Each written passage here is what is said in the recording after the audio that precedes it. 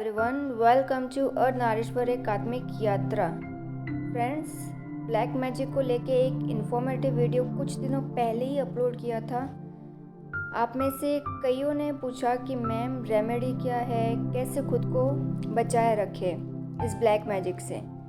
तो आज मैं कुछ उपाय बताऊंगी साधारण से, जो आप यूज़ कर सकते हैं इस तरह की नेगेटिविटी को दूर रखने के लिए। रेमेडी मेरे हिसाब से जो सबसे ज़्यादा इफ़ेक्टिव हो सकती है और जो है वो मेडिटेशन ही है, जो मैं पिछले वीडियो में बता चुकी हूँ।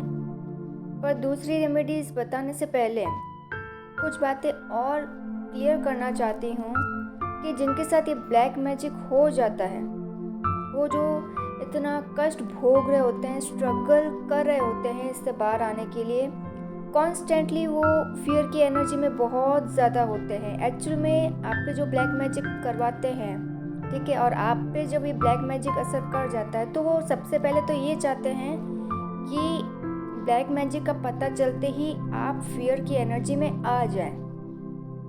हर वक्त डर बैठा ही रहता है आपके अंदर। तो यहाँ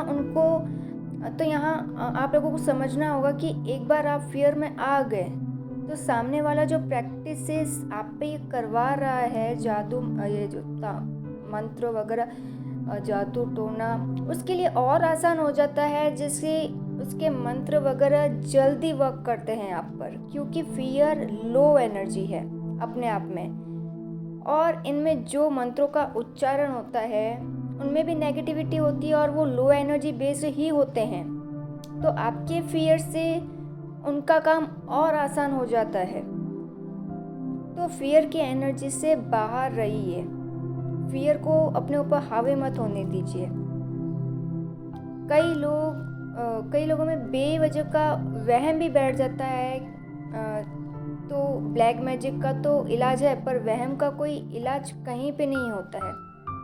कोई भी बुरी सिचुएशन आ रही है, छोटी सिचुएशन अगर में फंस रहे हैं, प्रॉब्लम में फंस रहे हैं, घर की चीज़ें अगर ख़राब हो रही है, तो छोटी सिचुएशन में वो उसको ब्लैक मैजिक से जोड़ देते हैं कि किसी का ब्लैक मैजिक है, किसी का ब्लैक मैजिक है, किसी ने ये किया है, किसी ने वो किया है। तो डर बहुत हावी हो जाता है इन पे ब्लैक मैजिक को लेके। फिर हर चीज़ को, कहीं भी कुछ उलझे हुए होंगे तो हर चीज़ को ब्लैक मैजिक से ही एसोसिएट करके देखेंगे। तो जितना स्ट्रॉन्ग आपका फियर होगा, आपका बिलीफ होगा, उतना सामने वाले का कराया हुआ जो है वो जल्दी वर्क करेगा आप पर। दूसरी बात ये कि अगर आप जहाँ रहते हैं वो व्यक्ति जिसने आप पे ये सब किया है, आपके नज़दीक में ही अगर वो रहता है या आपसे उसका मिलना जुलना रहता है, तो तुरंत कहीं और शिफ्ट हो जाइए, कहीं और सेफ जगह जाके रहिए, किसी दूसरी सिटी में। जानती हूँ आसान नहीं है, पर जितने भी ब्लैक मैजिक हीलर्स होते हैं वो पीड़ित व्यक्ति को यही सलाह देते हैं कि जो हार्म कर रहा है, अगर सामने वाला रुकने का नाम ही नहीं ले रहा है, वो कॉन्स्टेंटली बिना रुक के आप पे मतलब ब्लैक मैजिक किए जा रहा है, शांत ही नहीं हो रहा है, तो वो यही बोलते हैं आखिर में कि आपने सब कुछ इलाज तो करवा दिया, ठीक है, हीलर के पास जाके, पर वो ये भी कहेंगे कि इससे अच्छा है कि आप रोज़ की जो धक्के खाएंगे, ठीक है, हीलर के पास, किसी तांत्रिक के पास जाके, तो इससे अच्छा है कि आप कहीं और ही शिफ्ट हो जाएं, दूर हो जाएं उस व्यक्ति से। कोई रिश्ता मत रखो तो ही अच्छा है उस व्यक्ति से। फिर तीसरी बात ये कि ब्लैक मैजिक ट्यूसडे और सैटरडे को ही ज़्यादा होता है, और अभी कुछ दिनों में ही, जैसे नवरात्रि शुरू हो रहे हैं, तो नवरात्रि में ये बहुत ज़्यादा होते हैं, चाहे गुप्त नवरात्रि भी क्यों ना हो, क्योंकि देवी की शक्तियों का ही दुरुपयोग किया जाता है ऐसे काले जादू में, ब्लैक मैजिक्स में, जो भी स्पेल्स वगैरह होते हैं। और हो सकता है अभी श्राद्ध भी चल रहे हैं तो उसमें भी ये सब होता है ब्लैक मैजिक वगैरह। तो ये दिन मैंने जो अभी बताए, इनमें किसी का दिया हुआ कुछ नहीं खाना चाहिए, चाहे कोई प्यार से कितना भी कहे, बोलेंगे कि प्रसाद है, खा लो, प्रसाद को ना नहीं कहते।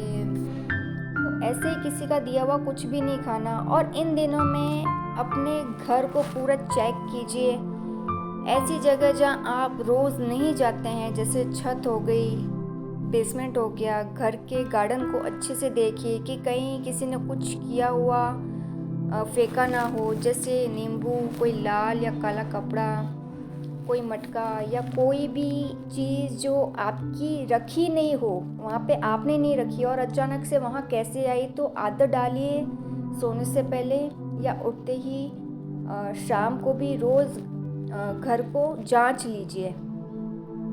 और अभी नवरात्रे आएंगे तो नवरात्रे में डेली आप अपने घर की जांच कीजिए कि कहीं किसी ने कुछ फेंक दिया हो, ठीक है। और अगर कुछ मिलता है तो तुरंत उसे फेंक दीजिए बाहर, क्योंकि हमारे घर भी बैक साइड में सीढ़ियों पे रिलेटिव्स ने ही छोटा मटका रख दिया था, यानी जिन्होंने ब्लैक मैजिक हम पे किया था पहले, वो हमारा था भी नहीं, कब रखा किसी ने हमें पता नहीं चला, हमने तुरंत उसे बाहर फेंक दिया। फिर जैसे कि अपने कपड़े, नाखून, सलाइवा, बाल, अपना फ़ोटो, जन्म कुंडली, ये सारी चीज़ें किसी से शेयर मत कीजिए, किसी को मत दीजिए। ये नहीं किसी ने बोला कि अच्छा रिश्ता आया है आपके लिए, सामने वाले को फ़ोटो और कुंडली चाहिए और आप एक्साइटमेंट में आके बिना सोचे समझे दे दो अपने फ़ोटो और ये सब। तो बहुत जल्दी किसी पे ट्रस्ट मत कीजिए और ना ही किसी के दिए हुए वस्त्र पहनिए कि किसी ने आपको कोई गिफ्ट कर दिया, कपड़ा वगैरह कुछ भी, अगर वो ब्लैक हो या कुछ, ठीक है। अगर स्पेशली ब्लैक होगा तो बिल्कुल भी नहीं पहनना है, वैसे पहनना ही नहीं है किसी का, क्योंकि कपड़ों पे भी मतलब ब्लैक मैजिक करके दे सकते हैं आपको। और जैसा कि मैंने कहा, घर को साफ़ सुथरा रखने की आदत डालिए।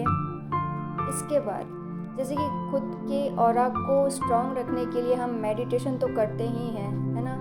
खुद को तो हम मेडिटेशन से बचा लेंगे, पर घर का ऑरा उससे भी स्ट्रॉन्ग रखना है।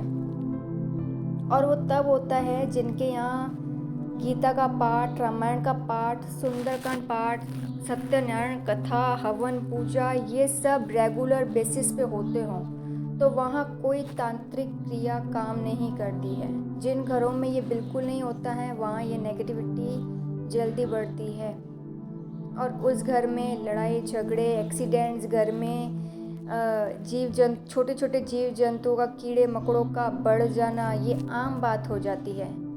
ये मैं इसलिए अवेयर कर रही हूँ क्योंकि हमारी पूरी फैमिली में ये इस तरह का पाठ वगैरह कुछ नहीं होते हैं।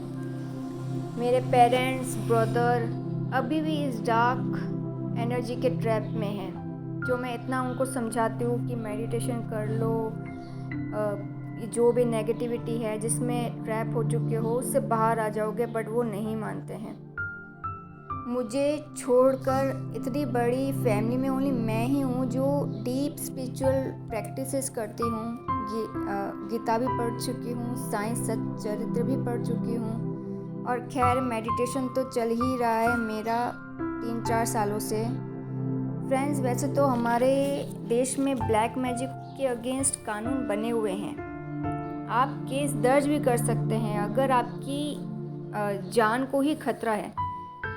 वहाँ पे आप साइलेंटली मत बैठे रहिए, एक्शन लीजिए। पर देखा जाता है कि कोर्ट, पुलिस कुछ नहीं कर पाती है ऐसे केसेस में, क्योंकि एविडेंस चाहिए होता है, स्ट्रॉन्ग एविडेंस चाहिए होता है जिसने भी आपने किया होता है।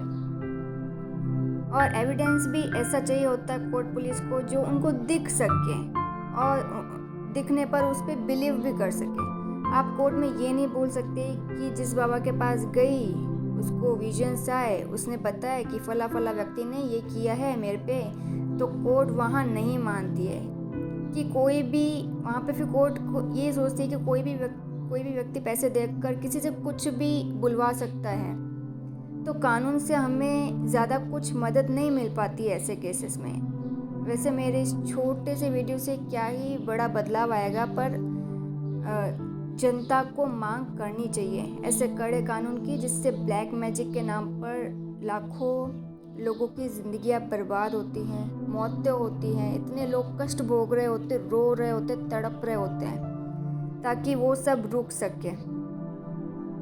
तो जितने भी विक्टिम्स हैं उनके बिहाफ पे मैं चाहूँगी कि सरकार इसकी रोकथाम के लिए इनिशिएटिव ले, एक कड़ा रुख अपनाए।